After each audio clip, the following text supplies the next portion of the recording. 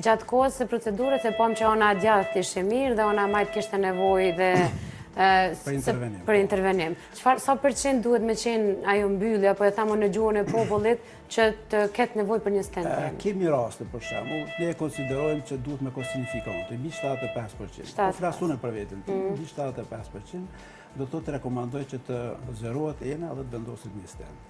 Mirë, po kemi raste, për shembull, ku ndoshta me kolonografi nuk duket aq shumë, apo kupton, duket ndoshta 1% më e vogël, mirë po gjatë metodave tjera komplementare, atëherë vëret që ai lezion është më i theksuar. Po për fat keq në Kosovë momentalisht nuk kemi metodat e tilla.